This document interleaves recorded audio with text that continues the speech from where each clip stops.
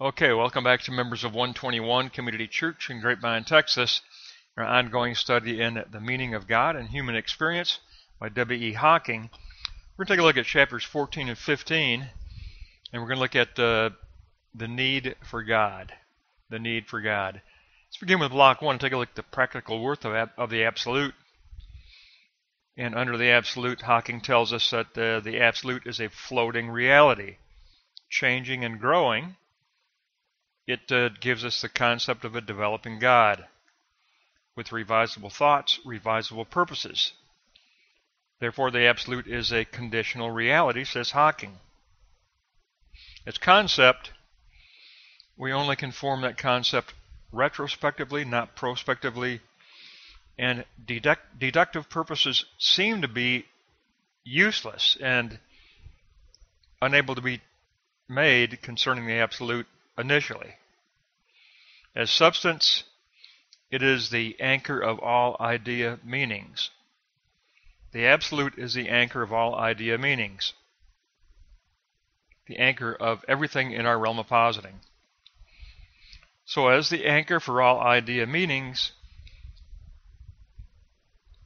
this exists as the non-impulsive background of the real within existence.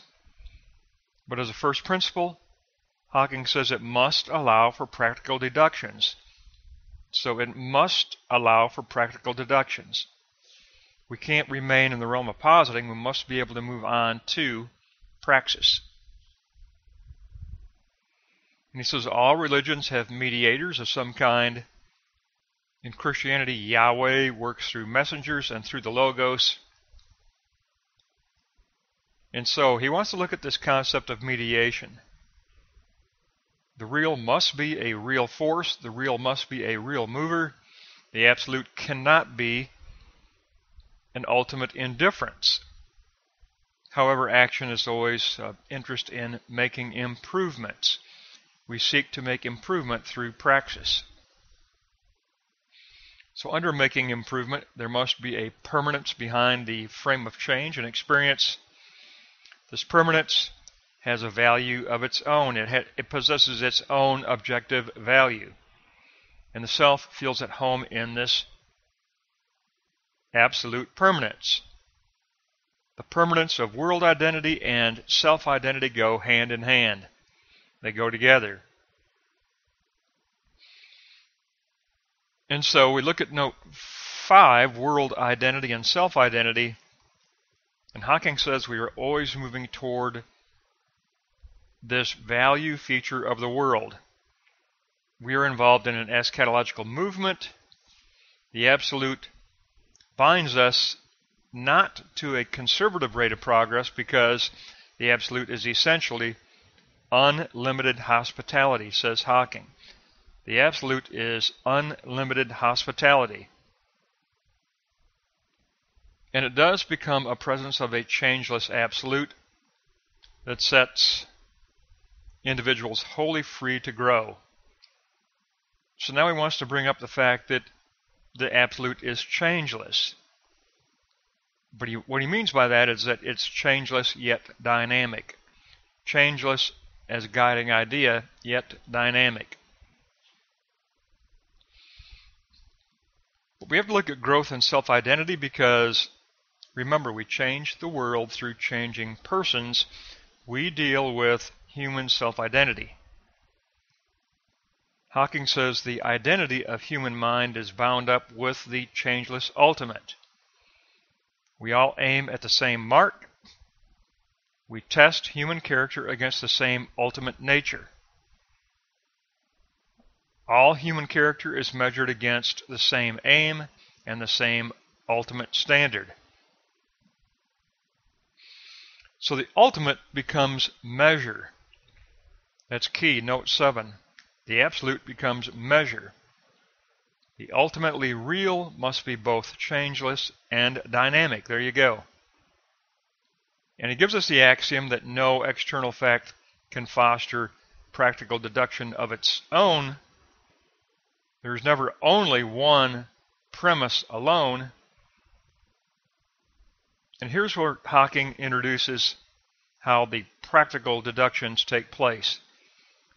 The self concentrates on one major premise, one guiding idea. On one guiding idea. Then the self carries with himself the minor ideas of a practical nature, all taking place within that realm of positing. So we're involved with the one guiding idea as category and minor ideas as significations. So note 8, originality lies in the minor ideas of practical signs. We must allow for differences in imagination.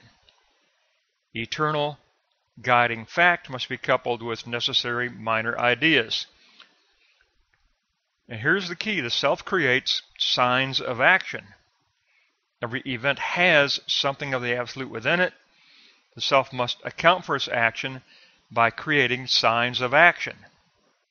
This is that work in the realm of positing. The self is involved in creating signification, signs of action. Because we entered into note 9, accountability. The eternal nature must be enjoined by the human character. Remember the previous lesson. Nature and character equal action. They are interrelated because our character forms itself on the real of the world. The habitual straits of the real that evolve within nature, that becomes our guide. Every praxis deed is an exhibition of nature and character joined in symbolic act. Our praxis is a symbolic act that needs to be read by others. The self's grasp of nature reveals the self's character. Therefore, he draws the conclusion the absolute always exists in unity with conscious human character. Always. Always. That's a key point, because what Hocking is telling us is that God is always God with us.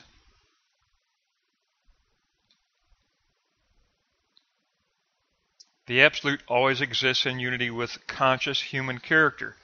God is always God with us. That is what Hocking is telling us. So, note 10, the absolute real is not, it's always beyond concept. It isn't a nameable thing. It is beyond concept as objective substance. Everything is dependent on consciousness except consciousness itself. Therefore, the real is consciousness and its world. The absolute always includes a reflexive turn back toward state of mind. Always it includes reflexive turn. Our realm of positing always includes reflexive turn. We never completely evacuate state of mind. It's always sending signals to us in the realm of positing. So next, Hocking wants to take us into concrete growth in that self-identity. He wants to look at salvation. So block 2, salvation. In seeking salvation, the self abandons mortality and sin. We begin with birth of idea and the anticipation of attainment. We forge a new type of conception as that work of signification in the realm of positing.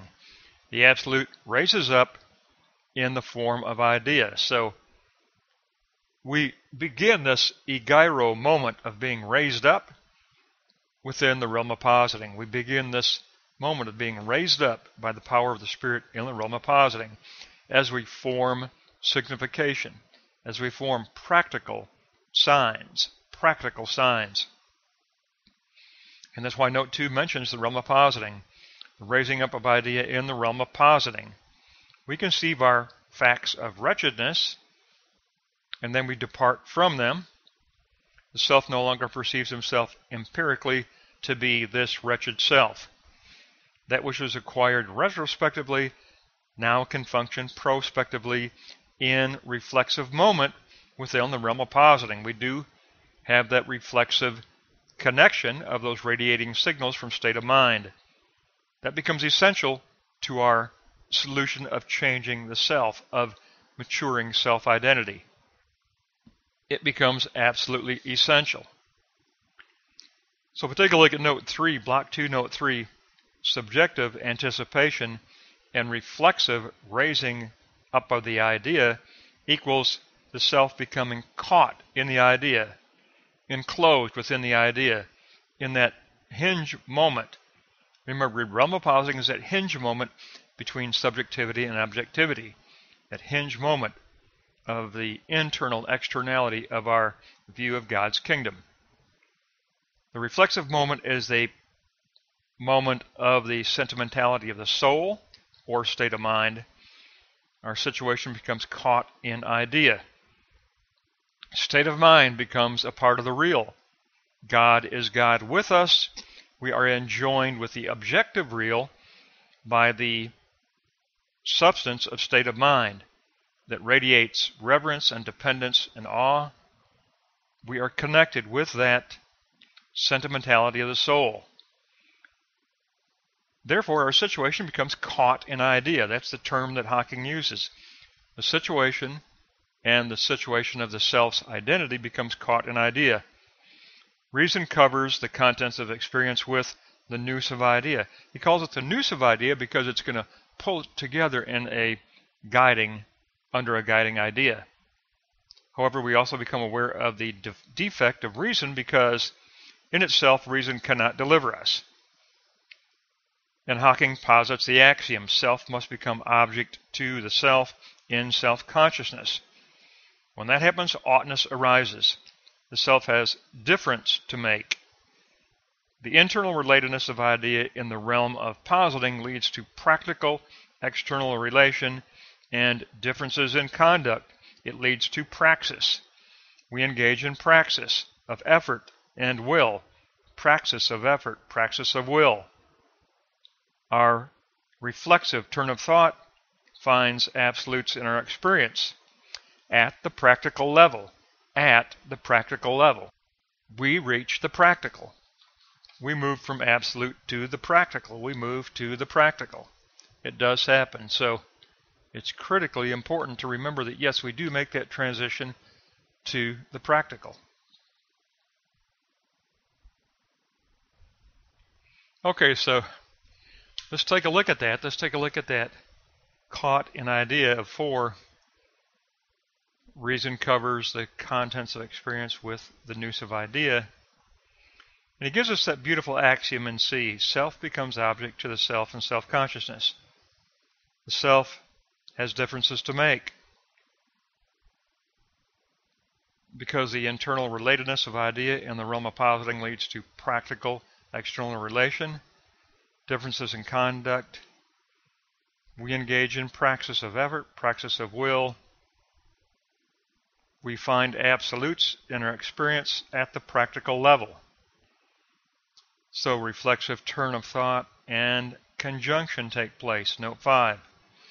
This creates a conjunction between the absolute within, that's a state of mind, and the absolute without, the real, behind apparent existence. The self exists in knowing the absolute, in knowing God, says Hocking. The fruitfulness of differences emerge in experiences perceived as alterable. Experience is alterable through the real. Because God is with us, enjoined with us, therefore objectivity and subjectivity are joined in the spirit. So what about alterable experience? Note 6. The love of life is strengthened. The instinct of self-preservation is received as a signal from state of mind. The absolute enters the process of practical application.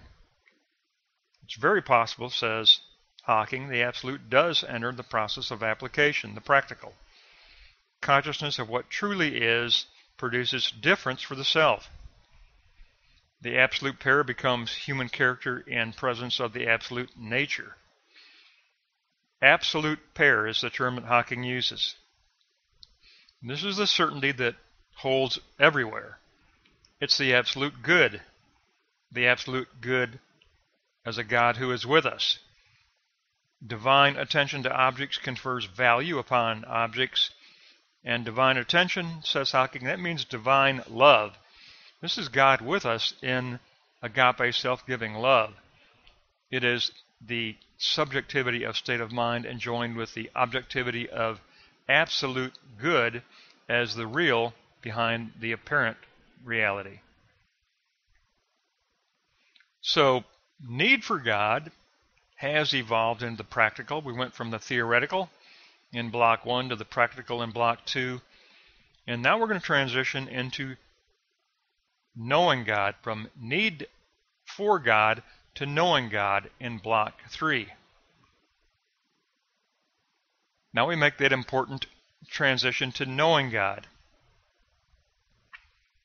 And that begins with the observable works of God. Life is a constant fight against decay, against the flesh by the Spirit. Idealism resolves matter into spirit.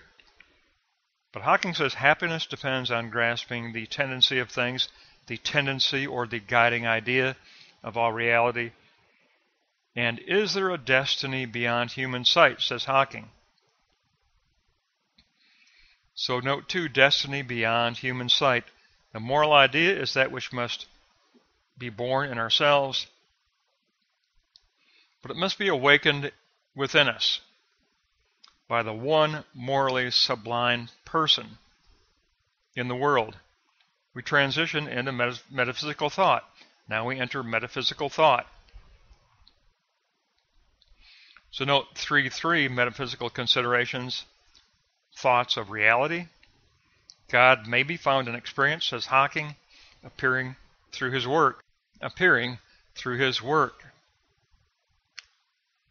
As empirical knowledge, metaphysical being is applied to the powers of nature. So we see the work of God in the powers of nature. Powers have metaphysical being. As manifestations of a single power, we posit the notion of supreme power.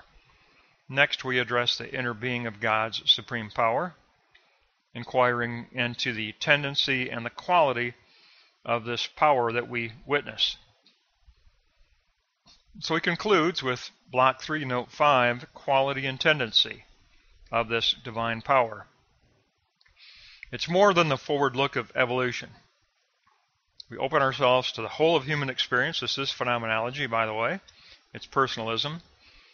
And that will give us confidence to have our action that will be worthwhile, and it'll give us irene peace, that healing of fragmentation. Remembrance usually changes the quality of past ills for the better. So he says there must be some principle of transmutation of the ills. Human intellect creates a possibility of coping for humanity. Grasping the whole idea situation increases this possibility of coping. Supreme power is always non-competing power. It is persuasive power, persuasive guiding idea, persuasive absolute good guiding idea. So in this very significant lesson, we get a look at the theoretical concept of the absolute in Block 1. We get the practical praxis work fully articulated in Block 2. We truly look at the genuine movement into the practical realm of praxis out of the realm of positing in Block 2, all for the task of self-identity, because we change the world through changing human self-identity. And then we move on to knowing God in Block 3. We get that first glimpse of the second part of that triad, from need for God to knowing God. We get that first hint of that in Block 3. And it all comes down to the power of the guiding idea as a persuasive, absolute good guiding idea. That's going to wrap up chapters 14 and 15, and we're going to pick up next time in chapter 16.